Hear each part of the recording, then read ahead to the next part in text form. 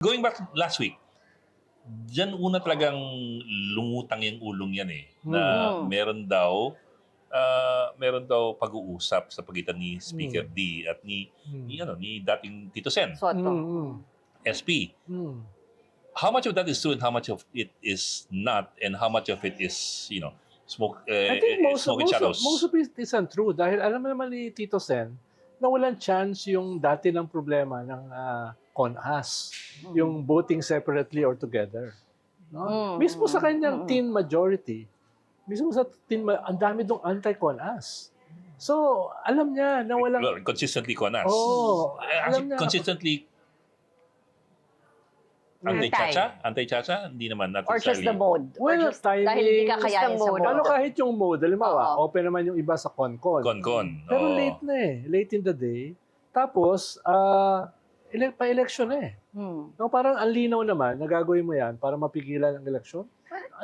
People won't take that No? Yeah, but it's 2026. Do you think it's just something that lives mostly in social media as propaganda for either side? To Well, kung feast on? sinimulan yan, People's Initiative, ECLAI, di ba? Nung first year ng, baka yung timing, mas doon pa. No? Correct. Pero even then, it failed. Di ba? It failed Lalo na ngayon, last 2 minutes. Election fever na next year No? So, ano mangyayari? Meron ding effort for People's Initiative. Hindi, I'm just saying, baka beneficial siya for one side or the other na palaguin yung chismis, kumbaga. Or to use it as a sort of threat, panakot. Well, to what purpose? No? Dahil nga, pwedeng ang purpose lang dyan ay ikalat mo para baguhin yung mga nagbubunggo ang narrative. Correct. No? Rather than magkaroon talaga ng clear political project. No? Because hindi kaya ng gobyerno yan na very unpopular yung gobyerno. Hindi pwedeng gawin yan. No? Ano bang mode dyan? Tatlo lang naman People's Initiative. Meron ng People's Initiative sila Justice Carpio, pero anti-dynasty. Di ba? Yung isa lang. Yun yung kanila campaign. Tapos meron naman yung CONCON. Wala rin nangyari doon.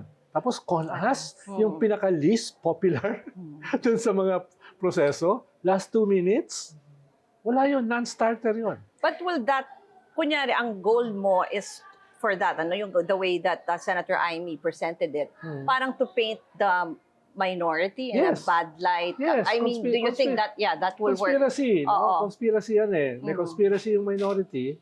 No? Usually, may conspiracy majority. No?